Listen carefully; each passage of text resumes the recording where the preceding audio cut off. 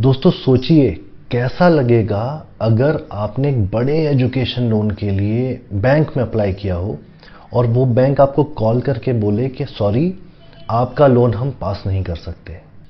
हो सकता है बहुत छोटा सा रीज़न हो रिजेक्शन का, लेकिन बैंक उसके बाद भी आपसे बोले कि सॉरी रूल्स आर रूल्स, हम लोन आपका प्रोसेस नहीं कर पाएंगे। तब क्या करोगे? पता है ऐसी सिचुएशन में समझ में ही नहीं आता कि अब करें तो क्या करें। बहुत कम लोग ऐसे होते हैं जो इतने बड़े लोन को भी पे करने के लिए सेल्फ सफिशिएंट होते हैं, लेकिन सच ये भी है कि मैक्सिमम स्टूडेंट्स ऐसे होते हैं जिनको लोन इतना बड़ा होता है, इसलिए उनको एजुकेशन लोन के लिए बैंक का सहारा लेना ही पड़ता है। मैं इस वीडियो में ऐसी ही एक सिचुएशन का आपको सॉल्यूशन बताने वाला हूं, इसलिए मेरी आपसे रिक्वेस्ट है कि इस वीडियो को आप एंड तक देखिएगा बिना स्किप किए हुए। अगर आपको MBA की फीस के बारे में कोई भी आइडिया नहीं है तो डिस्क्रिप्शन बॉक्स में मैंने अपने प्रीवियस वीडियो का लिंक डाल दिया है जिसमें सारे टॉप 20 स्कूल्स की फीस के बारे में मैंने एक्सप्लेन किया है, वो आप जाके देख लीजिएगा। और अगर आपको 1 ईयर MBA के बारे में, GMAT के बारे में, GMAT फोकस एडिशन के बारे में या फिर GMAT से रिलेटेड प्रिपरेशन के बारे में कोई भी हेल्प चाहिए तो टेंशन लेने की जरूरत नहीं है। डिस्क्रिप्शन बॉक्स में मेरे अभी तक के सारे वीडियोस के लिंक्स पड़े हुए हैं, आप बस उनको सीक्वेंस में जाके देख लीजिए।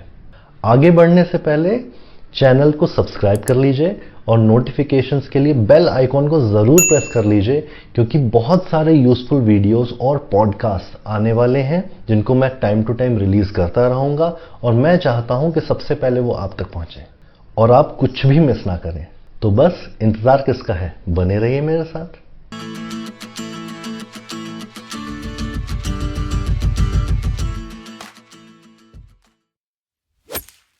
तो दोस्तों आपको मैं एक एग्जांपल से समझाता हूं ये पूरी सिचुएशन।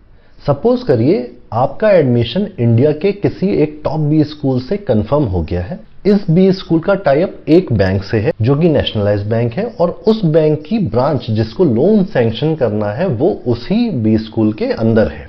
ठीक है, नॉर्मली यही होता है कि किसी ना किसी बैंक की ब्रांच 20 स्कूल्स के अंदर होती है और वो ब्रांचेस में स्टूडेंट्स अप्रोच करते हैं लोन प्रोसेस करवाने के लिए, है ना। तो नॉर्मली ये होता है, ये सिचुएशन बिल्कुल रियल सिचुएशन है जो मैं आपको बता रहा हूं। तो सपोज करिए इस बैंक ने एडमिशन कंफर्म होने के बाद आपको कांटेक्ट किया और आपने सारे रिक्वायर्ड डॉक्यूमेंट्स उस बैंक को दे दिए लोन प्रोसेसिंग के लिए। बट सपोज करिए कि कुछ दिनों के बाद उस बैंक का आपके पास कॉल आता है बताने के लिए कि आपका सिबिल स्कोर उतना अच्छा नहीं है जो बैंक की रिक्वायरमेंट के हिसाब से हो, इसलिए बैंक आपका लोन पास नहीं कर पा रही है।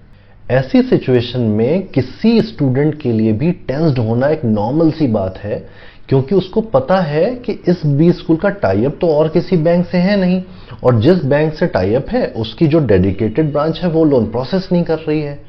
तो नॉर्मल केस में कोई भी स्टूडेंट सबसे पहले क्या करता है, सबसे पहले अपनी जो भी उसका होम टाउन होता है उसके नियर बाय जो भी दूसरी बैंक होती है उसकी ब्रांच में भागता है और वहां जाके अपनी सिचुएशन बताता है और चाहता है कि वहां से उसका लोन प्रोसेस हो जाए। बट मैक्सिमम केसेस में प्रॉब्लम क्या आती है कि आपके जो पास वाली बैंक है वो आपसे ये बोल देगी कि सर या मैम आपका लोन का अमाउंट बहुत बड़ा है, 25 to 30 लाख या 40 लाख का आपका लोन है, जो कि हमारी ब्रांच प्रोसेस करने का अप्रूवल हमारे पास नहीं है, तो हम नहीं कर सकते उसको प्रोसेस।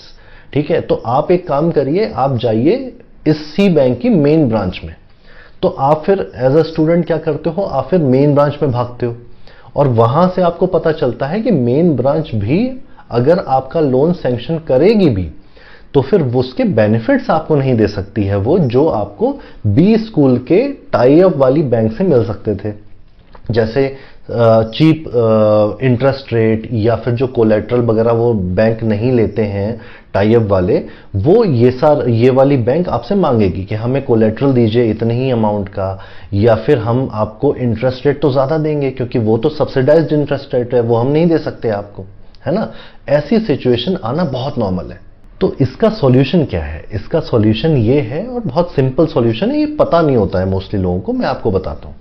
इसका सॉल्यूशन है कि टेंशन ना लें सबसे पहले तो, और अपने 20 स्कूल वाले सिटी, सपोज करिए आपका 20 स्कूल किसी एक सिटी में है, उस सिटी की किसी भी दूसरी बैंक में आप बात करें, इंटरनेट से फ़ोन नंबर्स आजकल मिल ही जाते हैं इजीली, तो आप बात करें।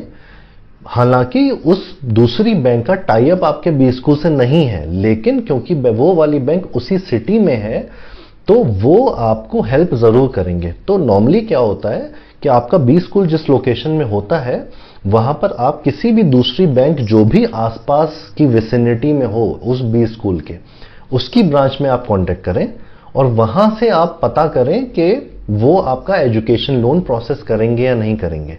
जो सेम सिटी की बैंक्स हैं, स्पेशली पास वाली ब्रांचेस, उनके पास अथॉरिटी होती है इतना बड़ा लोन सेम बेनिफिट्स के साथ या सिमिलर बेनिफिट्स के साथ आपको प्रोसेस करके देने की। ये बात अधिकतर लोगों को पता नहीं होती है, लेकिन कैंपस के अंदर की जो बैंक है, जो ब्रांच है, अगर वो आपका लोन प्रोसेस नहीं कर रही है किसी रीजन से, तो आप किसी दूसरी बैंक जो सेम सिटी में आसपास हो वहां आप जाएं, वहां आप बात करें, आपको ऑलमोस्ट सिमिलर फीचर्स में वो प्रोसेस कर देंगे लोन। और क्योंकि हर बैंक में रूल्स रेगुलेशंस थोड़े डिफरेंट होते हैं, ऐसा नहीं है कि अगर एक रीजन से कैंपस वाली ब्रांच ने आपको मना किया तो कोई दूसरी बैंक कि ये जो पास वाली ब्रांच है ये भी सेम रीजन से आपको मना कर दे, ऐसा नहीं होता है। हर बैंक के रूल्स अलग होते हैं। तो फिर ये वाली बैंक आपका लोन मोस्ट प्रोबेबली, ज्यादातर चांसेस हैं कि प्रोसेस करेगी without any collateral, subsidised rates आपको मिलेंगे और सब कुछ सिमिलर बेनिफिट्स आपको मिलेंगे जो वो कैंपस वाली ब्रांच आपको दे सकती थी।